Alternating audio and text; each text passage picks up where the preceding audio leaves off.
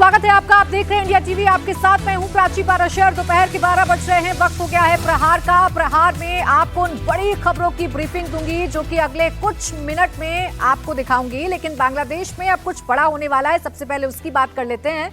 पूर्व प्रधानमंत्री खालिदा जिया के बेटे तारिक रहमान 7 साल बाद वापस बांग्लादेश लौट आए हैं। दूसरी खबर यूपी के मुख्यमंत्री योगी आदित्यनाथ से जुड़ी है, जिन्होंने बांग्लादेश से लेकर सूबे की सिक्योरिटी और कानून व्यवस्था पर विपक्ष को खरी खोटी सुना दी है।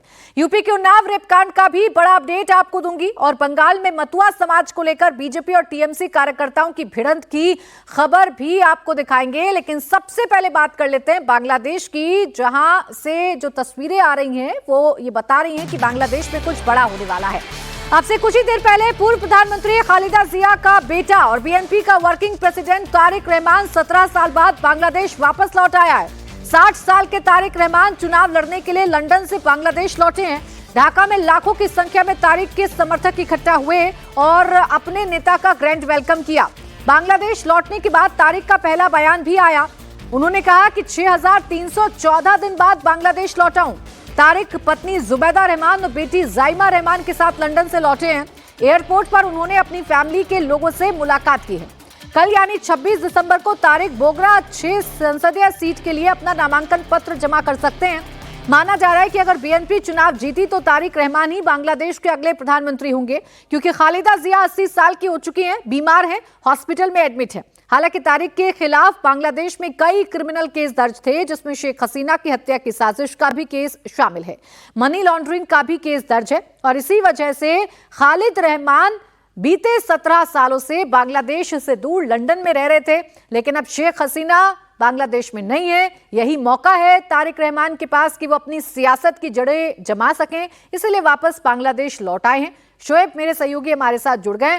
शोएब, सबकी नजर इस वक्त बीएनपी पर है, तारिक रहमान पर है और यूनुस सरकार पर भी है। बांग्लादेश में क्या बड़ा होने जा रहा है? तारिक रहमान के आने के बाद क्या बदलेगा? बिल्कुल, देखिए प्राची, सबकी नज़र तारिक रहमान पर इसलिए है क्योंकि पहली बार ऐसा है, पिछले कई दशकों की अगर राजनीति को आप देखते हैं तो बांग्लादेश की राजनीति पिछले 3 दशकों में खालिदा जिया और शेख हसीना के इर्द गिर्द घूमती रही है। दोनों ताकतवर जो महिलाएं हैं वो आपस में राजनीतिक तौर पर लड़ती रही है। कभी एक पार्टी बीएनपी जीती थी, कभी अवामी लीग, और पिछले करीब 1 दशक से लगातार शेख हसीना वहाँ पर प्रधानमंत्री बनी हुई थी। लेकिन जिस तरह के हालात बांग्लादेश में बने और उसके बाद शेख हसीना को देश छोड़ना पड़ा, उसके बाद खालिदा जिया भी जेल से बाहर आई, लेकिन उनकी तबीयत, क्योंकि उम्र बहुत ज़्यादा है उनकी तबीयत ख़राब रहती है और उनको अस्पताल में भर्ती कराया गया। ये मौका तारिक रहमान के लिए सबसे मुफीद है राजनीतिक तौर पर कि वो बांग्लादेश वापस आते, और यही हुआ क्योंकि जब से शेख हसीना ने देश छोड़ा था तब से लगातार बीएनपी के जो कार्यकर्ता वो इस बात को कह रहे थे कि अब तारिक रहमान अगर वापस आएंगे तो ये बीएनपी के लिए सबसे बेहतरीन मौका है। 12 फरवरी को चुनाव है और कार्यकर्ताओं में जोश बढ़ेगा। वहाँ की जो जनता है, बांग्लादेश की जो जनता है, जाहिर सी बात है कि जमात और दूसरी जो पार्टियां हैं उनको लेकर उनका जो एक अवाम, वहाँ की जो जनता है उसमें रुझान बढ़ा है। लेकिन वो किस तरह की जमातें हैं ये सबको पता है। इसलिए अभी भी एक बड़ा तबका ऐसा है बांग्लादेश में जो ये चाहता है कि शायद अगर शेख हसीना की पार्टी अवामी लीग तो इस बार चुनाव नहीं लड़ रही तो बीएनपी के साथ वो जा सकता है।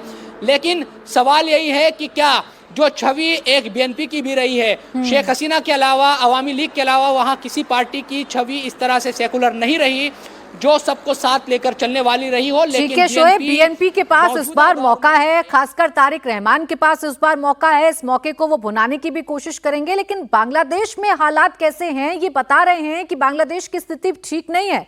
बेशक वहां सियासी समीकरण बदल रहे हैं, बेशक वहां बीएनपी अपने आप को मजबूत दिखाने की कोशिश कर रही है, लेकिन हिंदुओं पर जो अत्याचार हो रहे हैं बांग्लादेश में वो खत्म होने का नाम नहीं ले रहे। और इसको लेकर भारत के हिंदुओं में भी भारी गुस्सा देखने को मिल रहा है। देश भर में हिंदू इस मामले पर एकजुट हो रहे हैं। रोजाना सड़क पर उतरकर हिंदू संगठन प्रदर्शन कर रहे हैं। इसी कड़ी में आज यूपी के नोएडा में बजरंग दल के कार्यकर्ता सड़कों पर उतरकर प्रदर्शन कर रहे हैं। संत समाज के लोग भी प्रदर्शन में शामिल हैं।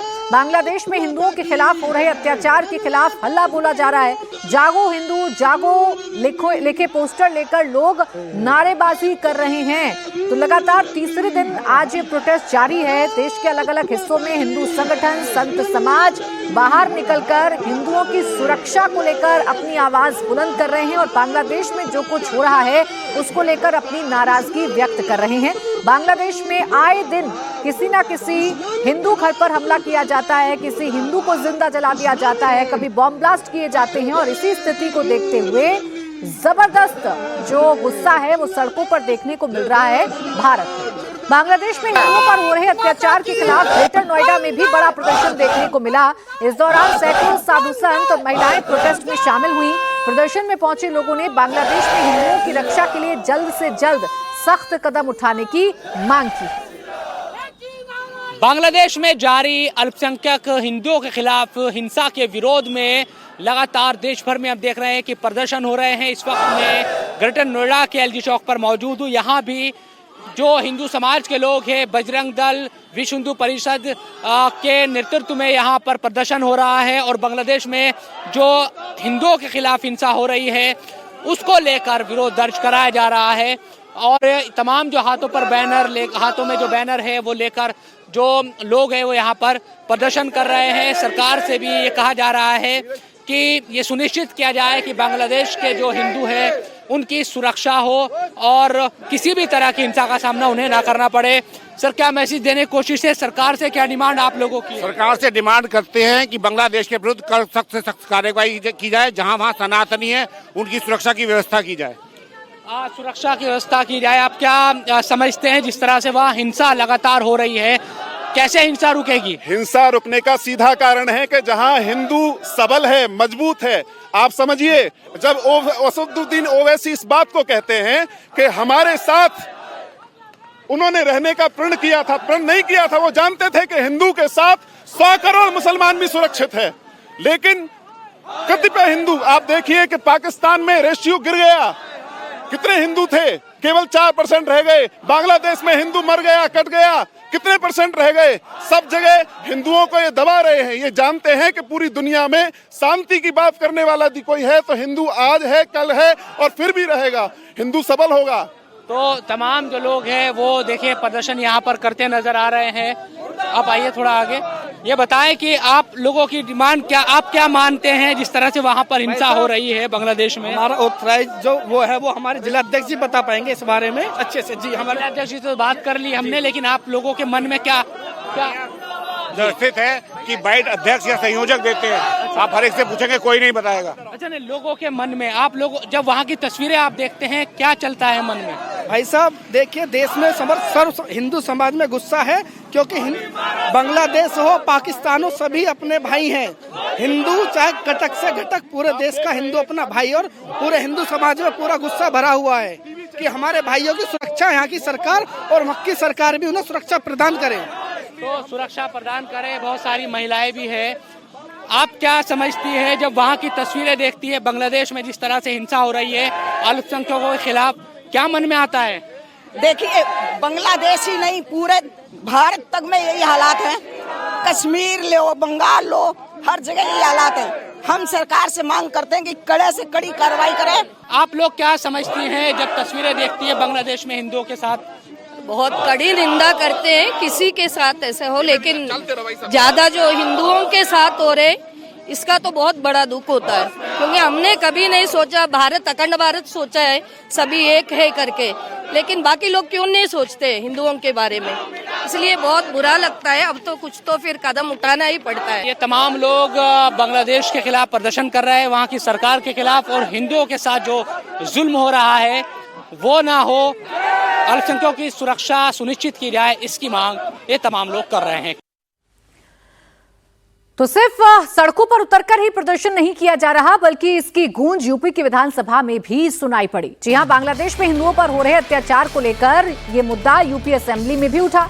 योगी आदित्यनाथ ने विधानसभा में दीपू चंद्र दास की हत्या का मुद्दा उठाया और समाजवादी पार्टी को घेरा। योगी आदित्यनाथ ने कहा कि समाजवादी और कांग्रेस के लोग गाजा पट्टी के हालात पर तो आंसू बहाते हैं, लेकिन बांग्लादेश में हिंदुओं की हत्या पर चुप्पी साध लेते हैं। योगी ने कहा, विपक्ष के लोग गाजा के मुद्दे पर कैंडल मार्च निकालते हैं, लेकिन बांग्लादेशी हिंदुओं का दर्द उन्हें दिखाई नहीं देता। इतना ही नहीं, उन्होंने ये भी कहा कि अगर सरकार यूपी से बांग्लादेशी और रोहिंग्या घुसपैठियों को निकालेगी तब भी चुप रहना। रोहिंग्या और बांग्लादेशियों के समर्थन में बाहर मत आना। देखो, बांग्लादेश में एक दलित नौजवान को कैसे जला दिया गया। आप लोग गाजा पट्टी में होने वाले किसी भी उस पर आंसू बहाते हैं, लेकिन आपकी जबान से एक शब्द नहीं निकल रहा है, क्योंकि एक दलित नौजवान मारा गया बांग्लादेश में, और उस नौजवान के मरने पर आपकी जबानें सिल चुकी हैं, क्योंकि आप उसको केवल वोट बैंक के रूप में इस्तेमाल करते हैं। ये वो सच्चाई है जो आपकी तुष्टीकरण की नीति है, जिसके कारण बांग्लादेश बना है। अगर बांग्लादेश पाकिस्तान नहीं बना होता, इस तरीके से हिंदू नहीं जलाया होता, और जलाता तो फिर उसकी क्या दुर्गति होती या वह भी जानता। ये सुरक्षा की गारंटी, वहां मारे जा रहे हैं हिंदू, आप लोग नहीं बोलेंगे। एक कैंडल मार्च निकाल के चलते हैं गांजा के मुद्दे को लेकर के, लेकिन पाकिस्तान और बांग्लादेश में हिंदू मारा जाता है तो आपके मुंह बंद हो जाते हैं, क्योंकि मरने वाला हिंदू है, दलित है, आप बोलेंगे नहीं। और यही सच्चाई है। निंदा प्रस्ताव पारित होना चाहिए, और ये प्रस्ताव नेता विरोधी दल की तरफ से आना चाहिए। इस घटना की हम भर्त्सना करते हैं, और बांग्लादेश सरकार को इस बात की चेतावनी देता हूं, और इसीलिए हम कह रहे हैं, नोट करना, ये चीजें होनी चाहिए, और हमारा भी प्रयास होना चाहिए। जब बांग्लादेशी को यहां से निकालेंगे और रोहिंग्या को यहां से बाहर का रास्ता दिखाएंगे, तो उनके समर्थन में मत आना। मुख्यमंत्री योगी आदित्यनाथ ने विधानसभा में समाजवादी पार्टी को हर मोर्चे पर घेरा। बुलडोजर एक्शन को लेकर भी मुख्यमंत्री ने विपक्ष को दो टूक शब्दों में जवाब दिया। उन्होंने कहा, समाजवादी पार्टी के लोग कितना भी शोर मचा लें, लेकिन गुंडे माफिया की संपत्ति पर बुलडोजर चलता रहेगा। योगी ने कहा, यूपी में अगर कोई सरकारी जमीन पर कब्जा करेगा, कोई गुंडागर्दी करके लोगों से वसूली करेगा, क्राइम करेगा, तो उसे किसी भी कीमत पर बख्शा नहीं जाएगा। मैं आपको इस बात के लिए आश्वस्त करता हूं, कब्जा कोई भी करेगा किसी भी स्मारक पर, किसी भी पौराणिक स्थल पर, वो कोई भी होगा, उसको छोड़ूंगा तो नहीं।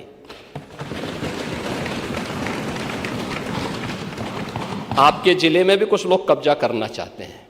देखिए, अवैध अतिक्रमण जो भी करेगा वह तो हटना चाहिए।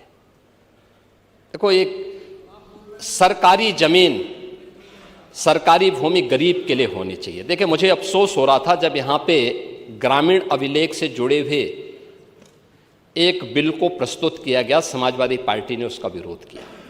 अगर उस आबादी की लैंड पर या किसी सरकारी लैंड पर कोई माफिया कब्जा करके जबरदस्ती उसको मॉल बना करके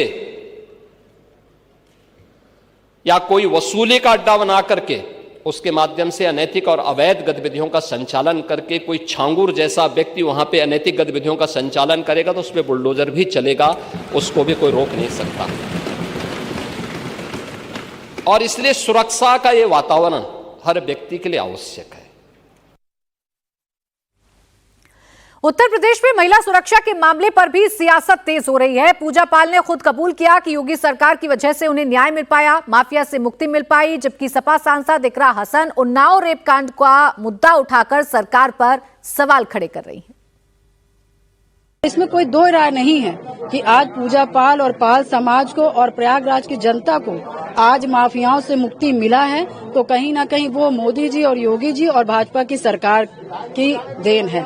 पिछले 18 साल हम लोगों को संघर्ष करना पड़ा, और तो जिनकी नीयत जैसी है वो पता चल जाती। उनकी नीयत थी, उन्होंने कहीं ना कहीं हम लोग को रगड़ा, और आज की वर्तमान सरकार है जिनकी नीयत साफ है कि जो कानून को हाथ में लेगा कहीं ना कहीं उनको मिट्टी में मिलाया जाएगा। तो एक ऐसी भी सरकार हम लोग को देखने को मिली। पार्टी जितना सम्मान महिलाओं का करती है, जितना आगे बढ़ाने का काम महिलाओं को करती है, ये इनकी पार्टी बिल्कुल नहीं करती। अभी जो उन्नाव की पीड़िता है, उनके केस में जो अभी हुआ है वो साफ जाहिर करता है कि कितना सम्मान इनके मन में नारी का है। सिर्फ जब वोट की बात आती है तब नारी सुरक्षा की बात होती है। पहले भी उस पीड़िता को अपने आप को सदन में आग लगाने पर वो मजबूर हो गई थी, तब जाके कोई कार्रवाई हुई थी, और आज फिर उनके मुजरिम को छोड़ दिया गया। तो इस तरीके से महिला सम्मान करेंगे मुख्यमंत्री जी। अब इकरा हसन जिस उन्नाव रेप कांड का जिक्र कर रही हैं, उसमें क्या हुआ और वो मामला कैसे सुप्रीम कोर्ट पहुंच गया है, ये मैं आपको बताती हूं। सुप्रीम कोर्ट में याचिका दी गई है, कुलदीप सिंह सेंगर की जमानत रद्द करने की मांग की गई है। दरअसल हाई कोर्ट के फैसले को सुप्रीम कोर्ट में चुनौती दी गई है। 2 महिला वकीलों की तरफ से याचिका लगाई गई है। इस याचिका में कहा गया है कि जमानत की प्रक्रिया पूरी होने के बाद सेंगर को 1 घंटे में रिहाई का आदेश गलत है, क्योंकि सेंगर को आजीवन कारावास की सजा हुई है। ऐसे में इस तरह का आदेश गलत है। उधर सीबीआई भी दिल्ली हाई कोर्ट के आदेश के खिलाफ सुप्रीम कोर्ट जाने की तैयारी कर रही है। सीबीआई सुप्रीम कोर्ट में दिल्ली हाई कोर्ट के आदेश के खिलाफ अपील करेगी। सीबीआई का कहना है कि पीड़ित को न्याय दिलाना उनकी सर्वोच्च प्राथमिकता है। आपको बता दें कि दिल्ली हाई कोर्ट ने 23 दिसंबर को कुलदीप सिंह सेंगर को जमानत दे दी थी, जिसके बाद पीड़ित ने दिल्ली में विरोध प्रदर्शन किया, जिसके बाद पुलिस जबरन पीड़िता को उठाकर ले गई। साथ ही कल पीड़िता ने राहुल और सोनिया गांधी से भी मुलाकात की है। इस दौरान पीड़िता ने राहुल गांधी के सामने अपनी 3 मांगे रखी। पहली, उन्हें सुप्रीम कोर्ट में सेंगर के खिलाफ लड़ने के लिए टॉप लेवल का वकील दिलाने में मदद करें। दूसरी, कांग्रेस शासित राज्य में शिफ्ट होने में मदद करें। और तीसरी मांग है, पीड़िता के पति को बेहतर नौकरी दिलाई जाए। राहुल गांधी ने सोशल मीडिया एक्स पर पोस्ट करके सरकार से सवाल भी पूछे। राहुल भैया का सामने से फोन आया और सामने से हमको बुलाया और मैं उनसे मिलने गई। उन्होंने मुझे न्याय का आश्वासन दिया और न्याय की लड़ाई के लिए आगे के लिए बोला है। तो यही है कि हमें न्याय दीजिए। आप लोगों से यही उम्मीद है कि मेरी आवाज आगे तक बढ़ाइए और मुझे न्याय दिया जाए। बुला के मिला, आपका दुख दर्द हमने समझा, आपको न्याय दिवाएंगे, आपके साथ हम खड़े रहेंगे, हेल्प करेंगे, आपके न्याय दिलाने की हम गुहार लगाएंगे। आज पूरा देश पूर्व प्रधानमंत्री अटल बिहारी वाजपेयी को नमन कर रहा है, क्योंकि आज उनकी 101वीं जयंती है। इस मौके पर आज देश भर में कार्यक्रमों का आयोजन किया जा रहा है। अटल की 101वीं जयंती के मौके पर प्रधानमंत्री मोदी लखनऊ में आज राष्ट्रीय प्रेरणा स्थल को राष्ट्र को समर्पित करेंगे। प्रेरणा स्थल में जनसंघ के 3 नेताओं की 65 फीट ऊंची प्रतिमा का अनावरण करेंगे, जिसमें अटल बिहारी वाजपेयी के अलावा दीनदयाल उपाध्याय, डॉक्टर श्यामा प्रसाद मुखर्जी की प्रतिमा शामिल है। इससे पहले आज राजधानी दिल्ली में सदैव अटल स्मारक पर प्रार्थना सभा का आयोजन किया गया, जहां राष्ट्रपति, प्रधानमंत्री और उपराष्ट्रपति समेत कई केंद्रीय मंत्रियों ने अटल जी को नमन किया, उन्हें पुष्पांजलि अर्पित की। प्रधानमंत्री मोदी आज लखनऊ में क्या क्या करेंगे, उनका पूरा कार्यक्रम क्या है, ये मैं आपको बताती हूं। प्रधानमंत्री तीनों राष्ट्र नायकों की प्रतिमा का लोकार्पण करेंगे, उन्हें पुष्पांजलि देंगे। राष्ट्र प्रेरणा स्थल म्यूजियम का उद्घाटन होगा। ओरिएंटेशन रूम में राष्ट्र नायकों के जीवन पर आधारित जो फिल्म है वो भी दिखाई जाएगी और एक जनसभा को भी पीएम संबोधित करेंगे।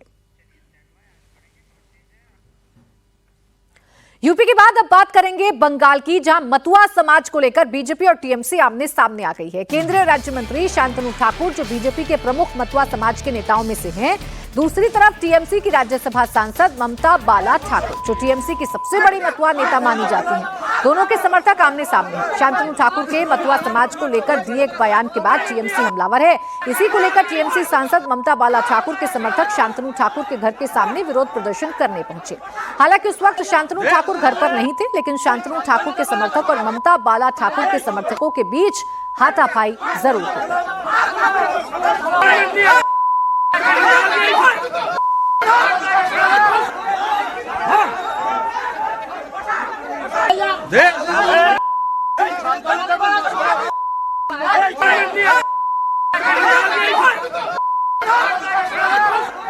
अब ये हाथापाई क्यों हुई, नौबत क्यों आई, ये भी आपको बताते हैं। दरअसल केंद्रीय मंत्री शांतनु ठाकुर ने हाल ही में कहा था कि अगर एसआईआर प्रक्रिया के दौरान 50 लाख घुसपैठियों के नाम वोटर लिस्ट से हटाए जाते हैं तो इसके लिए 1 लाख मतुआ समुदाय के लोगों के नाम का सूची से नाम कट जाएगा, तो इसे एक बलिदान माना जाएगा। टीएमसी सांसद ममता बाला ठाकुर और उनके समर्थकों ने इस बयान का कड़ा विरोध किया है।